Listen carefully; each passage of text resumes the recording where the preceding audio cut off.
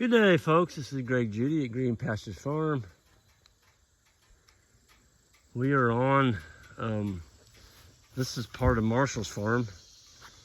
The old guy that we leased from since 2000, I think it says 2002, we got Marshall's. Marshall sold his cows, and Marshall's been gone now about, I don't know, 10 or 12 years. And we were able to buy this from one of his daughters. He had two daughters, one got an 80, another one got an 80. And we were able to keep it all in the grazing system by buying it. And I just wanted to show you. So this would be the third of the farm that we left off this spring. And we had good rain. And what do you think, Joel? It's like a jungle in here. All those warm seasons are clear over our heads, and it looks like a forest. Yeah. And we didn't plant that. It was in the seed bank. So I just got this question yesterday at our the Green Hills Farm Project. We had our pasture walk last night up in North Missouri, and a young fella asked me, he just bought a farm, and he said, Greg, how can I get warm season grass to come in there? How much time will it take? And I said, well, you've got to give it longer than 30 days rest.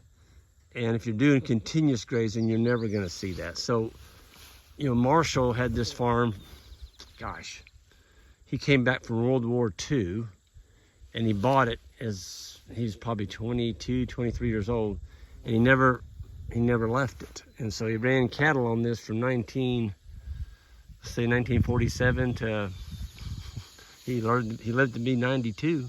Wow. So what's that, 22 and 92? 70 years. And so this land never got a rest. It was just continuously grazed all the time. No rotation at all. So when Jan and I got it, the first thing we focused on was giving it a rest, a sabbatical. But it, even with 6 months rest, folks, it didn't look like this. It took years. And so over the years, I think you got in on it last winter. You helped unroll some hay on this farm. Mm-hmm. And so we've unrolled hay on here. We've trampled carbon on the land. And now, you know, Ian has a saying, for every grass blade you trample on the ground, you get two back. Well, I don't know what it's going to look like next year if that's true. There's a lot in here. And the cattle are trampling a lot of it. Anyway, I'm going to walk up through just to give it more of a vision. We're a little bit away from it, but I'm going to show y'all. Thank you, Joel. Yeah. Yeah, what a fine young man Joel is. He's our intern from Washington State. Look at this. That plant right there, guys. That thing's, it's pushing 7 feet. I'm 5'10". Well, it's at least 2 foot higher than I am. 7 foot. So that plant's got a 7-foot taproot on it. Think it's going to struggle if it gets hot and dry? Probably not. Look at this. I mean, this is unbelievable. So we're making long, narrow strips with our poly. This is our PowerFlex poly braid. And PowerFlex, we went and got some geared reels from them, the O'Brien reels, and of course the O'Brien step-ins. All this stuff we got at PowerFlex. Good post. Look at this, man. I mean, it's almost hard for me to walk through. So, yeah. I had somebody on YouTube make a comment, and it was a little bit, you can tell he was a new subscriber, or maybe didn't know much about grazing or what we've been doing, hadn't been following us very long. But his first question was why? Talking about high density moving. Why would you do that? Why would you move them every hour? Why would you make them go without water? And I don't know, 2 or 3 more whys. And I don't have time to answer all that. And then he kind of went off on me because I didn't talk about, you know, while we were doing it. Well, I did. I've done it many times. For you all that have been to the channel, you know what we're doing. we are moving them at higher densities to trample this stuff on the ground, to build the soil microbes, feed the earthworms, build a litter bank. And so if you have the time on a weekend, you're not doing anything, you can do hourly moves if you work in town. I used to do it.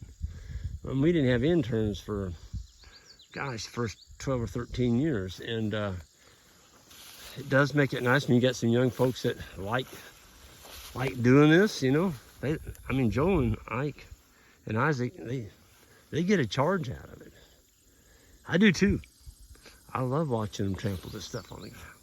So that's what we're doing. We're putting them in here tight enough. They're eating. They're getting a good diet off all this warm season grass. This has not been grazed this year, and it's the 3rd week of July. So all this was grown in the early spring, the stuff down underneath. So all this fescue. And now the big blue stem, and there's some Indian grass in here. There's Joel found some eastern gammon grass.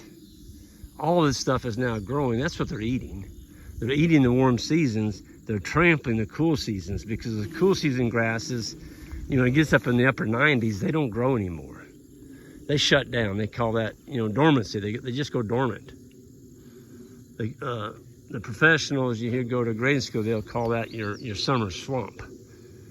And if you don't have some of these warm season grasses here, your cattle performance can really suffer.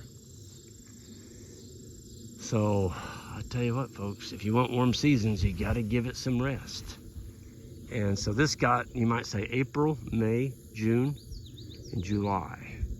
So 3 weeks in July. So it's 12, that's 15 weeks of growing season that they were not here from the beginning. And we got some rain. That definitely makes a difference. But folks, even with just a little bit of rain, your warm season grasses will always put out more forage per gallon of water received. They're just more efficient at utilizing water than cool season grasses are. They got a deeper taproot. They got a better storage mechanism.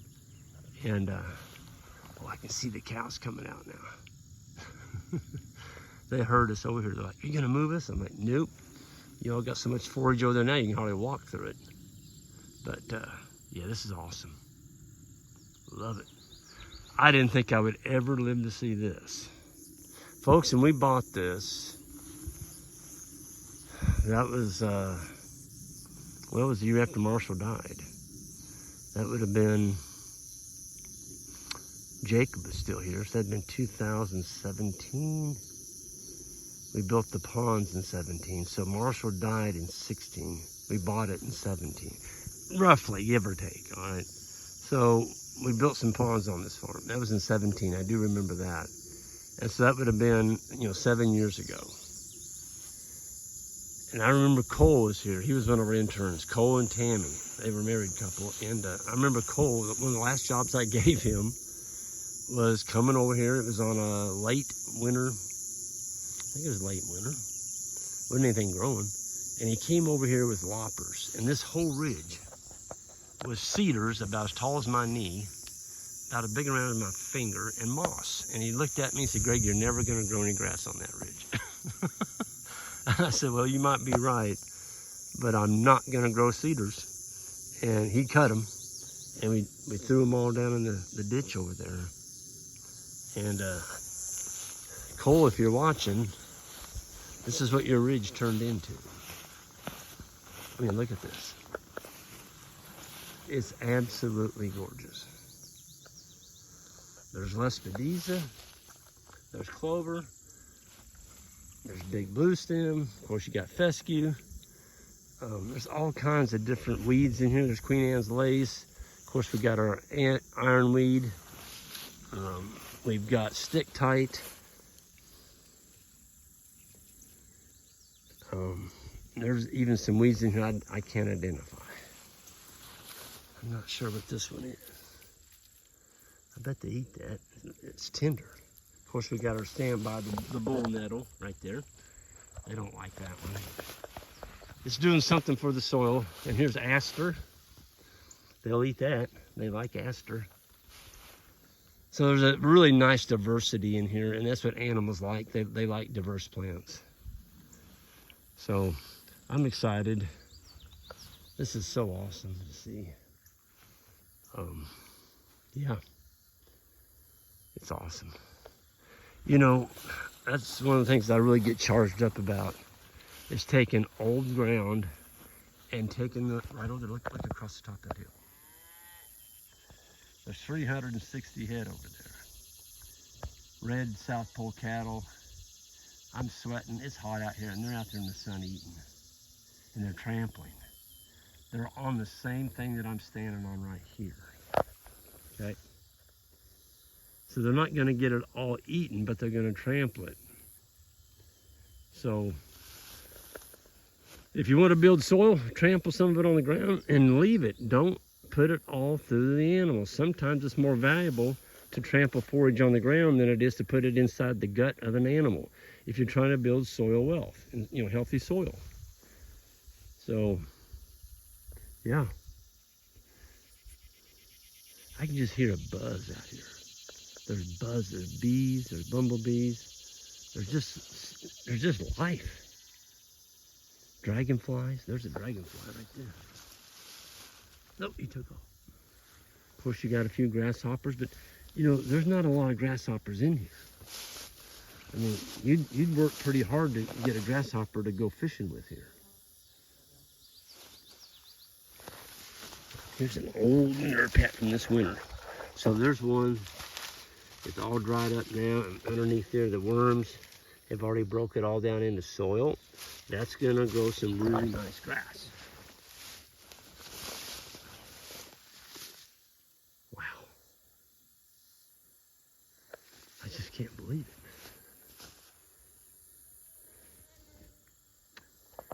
it. And with that, I'm gonna get out of here in this beautiful July day, and I'm gonna go over and watch these cows for a little bit, do what they do best, and that's build soil and fill themselves up.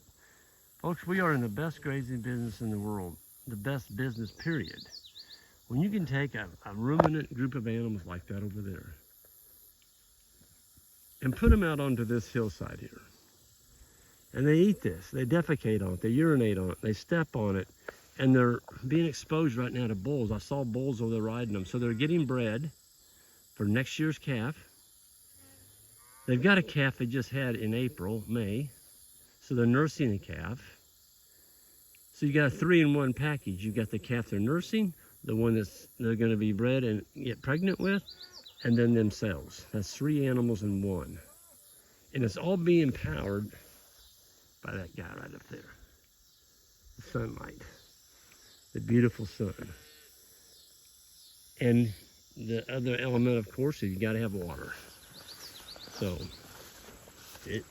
it's pretty dire. I talked to some people yesterday, and they're up in Utah, and they're looking to move.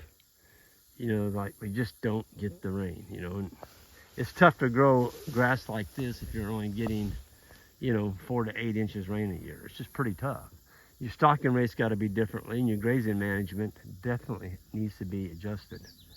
So with that, I'm going to get out of here. Y'all have a good one, and we'll see y'all down the road.